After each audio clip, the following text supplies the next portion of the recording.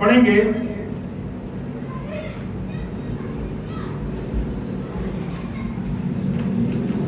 मुकद्दस यूहन्ना रसूल का पहला आम खत और उसका 5वां बाब और उसकी पहली 5 आयत।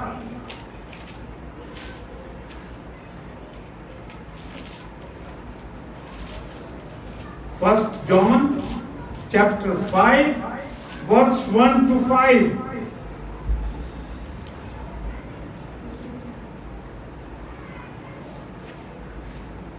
खुदावंद के जिंदा और मुकद्दस और ला तब्दील और फतेहमंद कलाम में इस तरह लिखा है,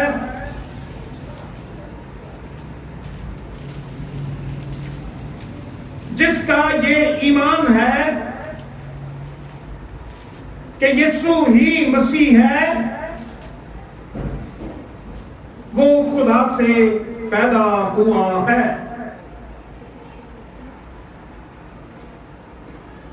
और जो कोई वालिद से मोहब्बत रखता है वो उसकी औलाद से भी मोहब्बत रखता है।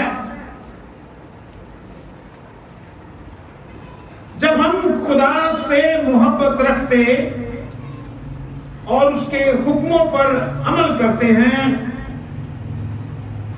तो इससे मालूम हो जाता है कि खुदा के फर्जंदों से भी मोहब्बत रखते हैं और खुदा की मोहब्बत ये है कि हम उसके हुक्मों पर अमल करें और उसके हुक्म सख्त नहीं। जो कोई खुदा से पैदा हुआ है वो दुनिया पर गालिब आता है और वो गलबा जिससे दुनिया मगलूब हुई है हमारा ईमान है। दुनिया का मगलूब करने वाला कौन है सिवा उस शख्स के जिसका ये ईमान है कि यीशु खुदा का बेटा है। पाक कलाम के पढ़े, सुने, समझे और कबूल किए जाने पर खुदा की बरकत हो और खुदाए सालूस की तमजीद हो। आमीन।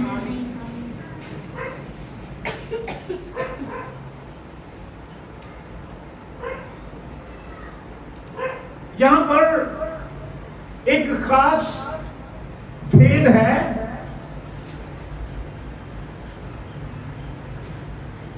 और यह भेद इल्मे इलाही के मुताबिक हमें जानना समझना बेहद जरूरी है।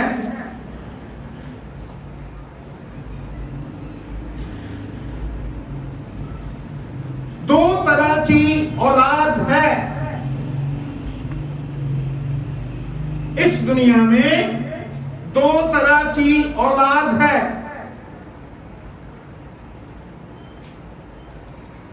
हम सिर्फ एक की बात करेंगे, उसकी जिसके बारे में मुकद्दस यूहन्ना रसूल अपने पहले खत में बयान करते हैं।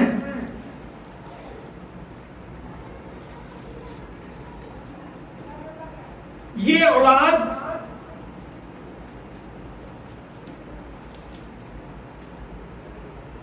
उस औलाद से मुख्तलिफ है जो आदम की औलाद है।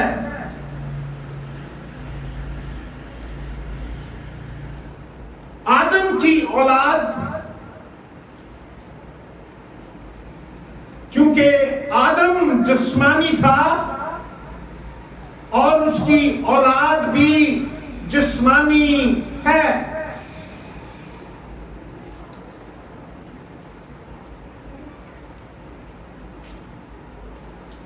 यहां लिखा है जो कोई यीशु मसीह पर ईमान लाता है वो खुदा से पैदा हुआ है।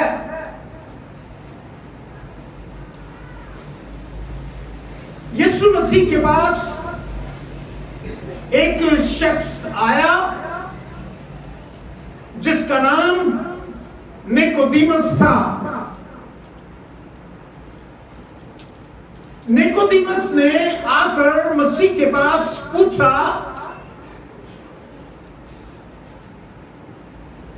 मैं क्या करूं कि हमेशा की जिंदगी का वारिस बनूं?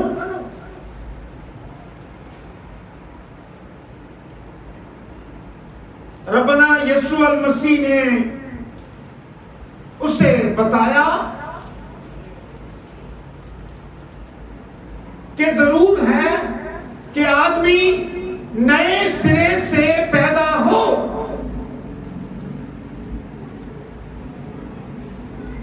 खुदा की बादशाही में आदम दाखिल नहीं हो सकता। क्या मसला है?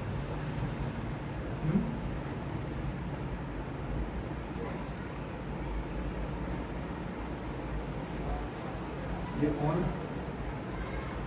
खुदा की बादशाही में आदम और उसकी नस्ल दाखिल नहीं हो सकती, क्योंकि खुदा पाक है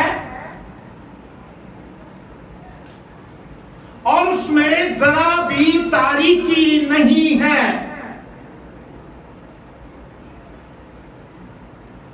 खुदा गुनाह से मुबर्रा है और कोई भी गुनहगार खुदा की हजूरी में दाखिल नहीं हो सकता। और बिलखसूस उस जगह पर जो उसने ईमानदारों के लिए बना रखी है, जहां पर वो लोग जाने वाले हैं जो खुदा के बनाए हुए निजात के इंतजाम को कबूल करते हैं और ईमान लाते हैं। उनके सिवा कोई उसमें दाखिल होना तो दरकिनार उसे देख भी नहीं सकता।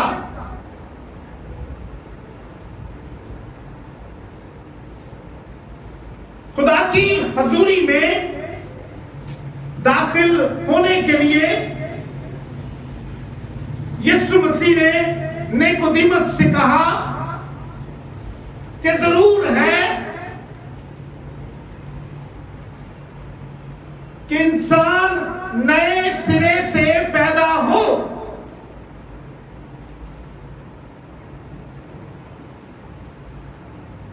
पुरानी चीजें जाती रही, सब कुछ फना होने वाला है, क्योंकि जब खुदा ने आदम को, हवा को और शैतान को बागे अदन में सजा सुनाई, तो उनकी सजा के साथ साथ ये भी कहा कि तुम्हारे सबब से जमीन लानती हो गई है।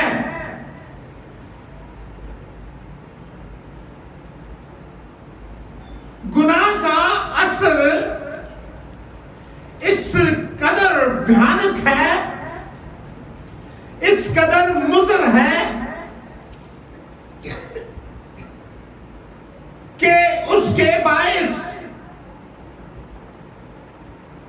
कोई खुदा की हजूरी में दाखिल नहीं हो सकता। मूसा खुदा का दोस्त था और मूसा ने खुदा से कहा, मैं तुझे देखना चाहता हूं। खुदा ने मूसा से कहा, ऐसा नहीं हो सकता, क्योंकि मुझे देखने के बाद कोई शख्स जिंदा नहीं रह सकता।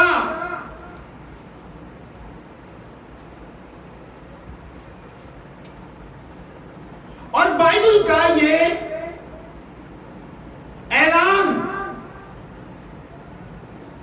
जो सारी दुनिया के लिए है कि सब ने गुनाह किया और खुदा के जलाल से महरूम हैं।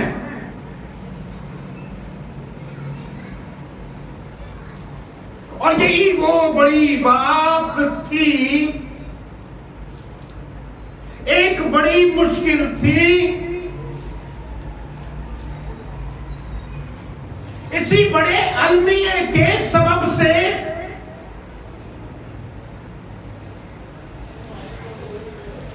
कोई खुदा के पास नहीं आ सकता था।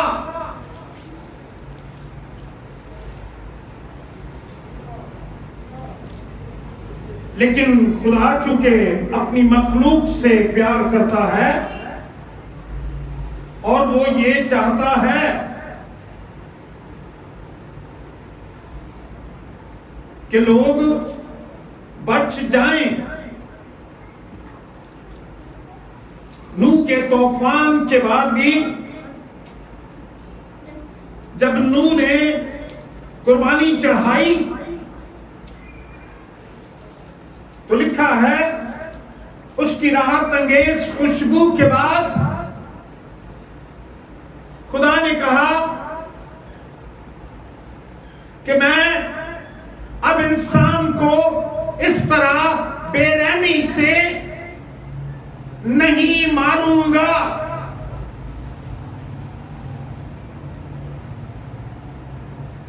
और खुदा ने यह भी कहा कि इंसान के ख्याल लड़कपन से ही बुरे हैं, इसके सीधे होने के चांसेस नहीं हैं।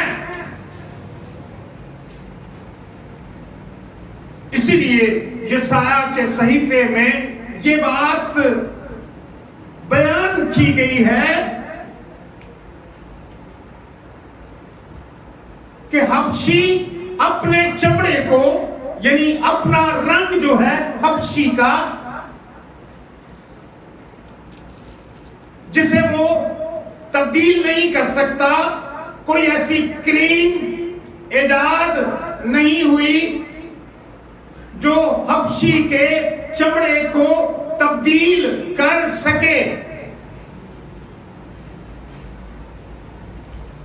और अगर इंसान फख्र करके अब अगर कह भी दे कि हमने ऐसी क्रीमें इजाद कर दी हैं कि उसका रंग साफ हो जाएगा, तो याद रखिए जब उसके औलाद होगी तो फिर वो वैसी ही काली की काली ही होगी। यशाया के सहीफे में लिखा है हबशी अपने चमड़े को और चीता अपने दागों को अगर बदल सके तो तुम भी जो बदी के आदी हो नेकी कर सकोगे। तुम नेकी नहीं कर सकते, इसलिए वो तुख्म जो जिससे तुझे बनाया गया है, जब तक वो खत्म ना हो और तुझे नया ना बनाया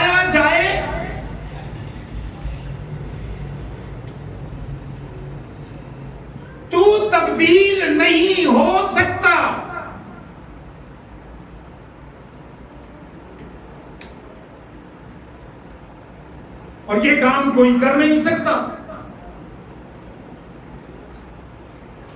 कोई इंसान इस काम को कर नहीं सकता। अक्सर हम समझते हैं शायद हम अपने नेक कामों के बायस इसको कर सकते हैं, ये खुश फहमी है।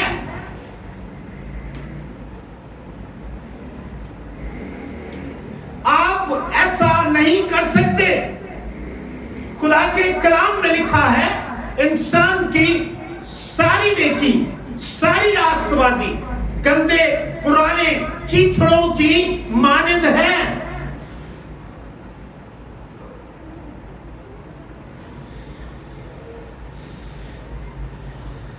फिर हम क्या करें? यीशु मसीह ने एक दफा कहा, जो इंसान से नहीं हो सकता वो खुदा कर सकता है। तेरी तब्दीली का काम, तेरी तब्दीली का काम कोई नहीं कर सकता सिवाय खुदा के।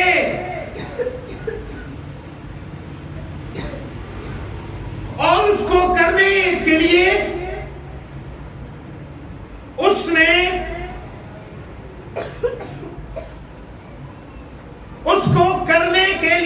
उसने एक इंतजाम बनाया है। आए मेरे साथ इस हवाले को देखें जो रोमियो के खत के 6 बाब में लिखा है।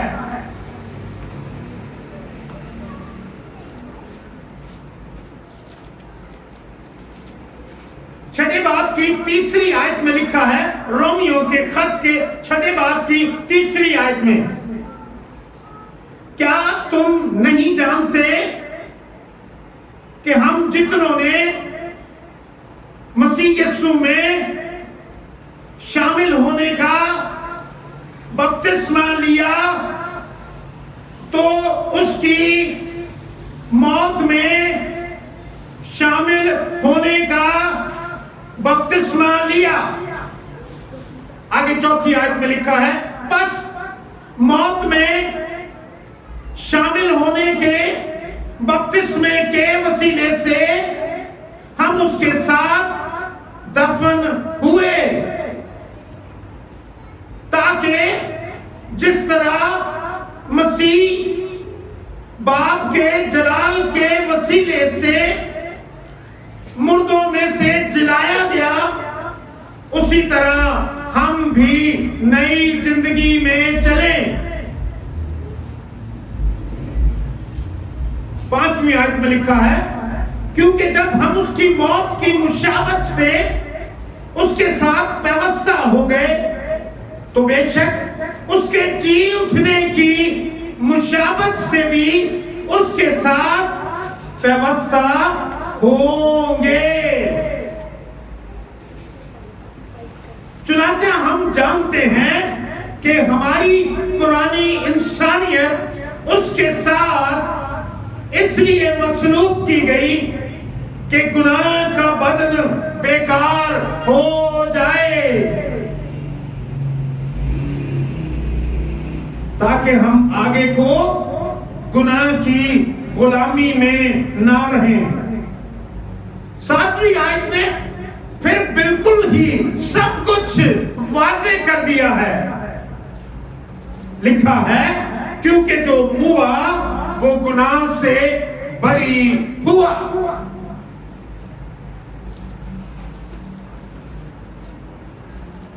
तो आपको मसीह के साथ ईदे क़यामत के दिनों की हम तैयारियां कर रहे हैं। हम जब तक शख्सी तौर पर यीशु मसीह को अपना निजात दहिंदा तस्लीम ना करें और उस बपतिस्मे में शामिल ना हो, हम ना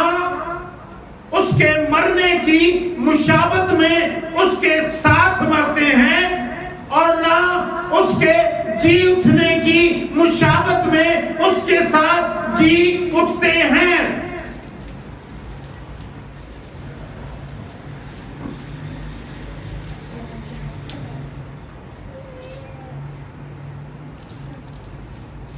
बस जब हम मसीह के साथ मुए तो हमें यकीन है कि उसके साथ जिएंगे भी। इसलिए पौलुस कहते हैं, अब मैं जिंदा ना रहा बल्कि मसीह मुझ में जिंदा है।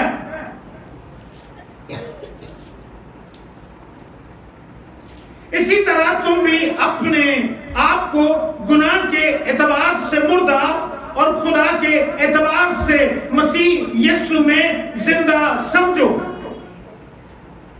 इस हवाले को पढ़ने के बाद जब हम फिर अपने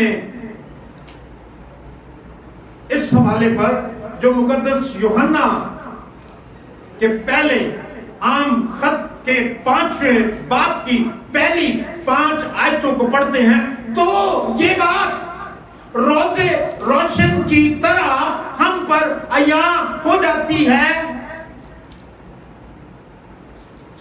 कि यीशु मसीह आदम सानी है।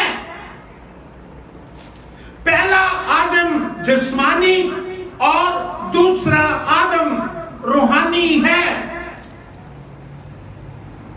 जो जिस्मानी है वो हमेशा की मौत मर जाएगा, जो रूहानी है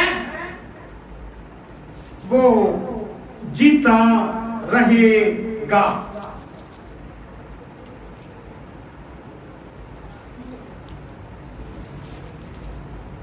इन सारी बातों के करने का मतलब,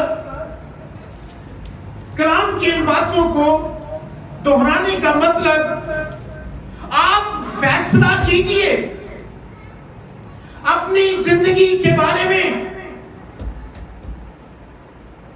आप अपनी जिंदगी के मालिक हैं, किसी के फोर्स करने से नहीं, जोर लगाने से नहीं, बल्कि आपको अपनी भलाई के लिए फैसला लेना होगा।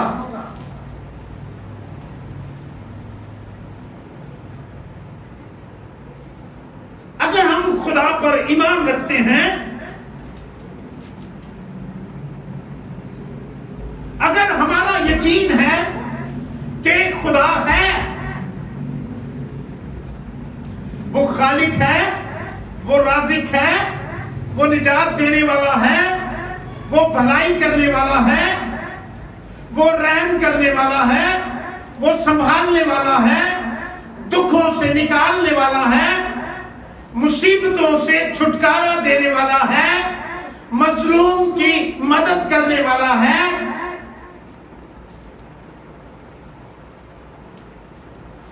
तो फिर खुदा का ये प्रोग्राम जो उसने बनी नो इंसान के लिए अपने बेटे यीशु के वसीले से दिया, जाहिर किया, इसी पर ईमान लाने के वसीले से हम अबदी जिंदगी के वारिस होते हैं और इस तरह हम अबदी जिंदगी में दाखिल होते और नए इंसान बन जाते हैं।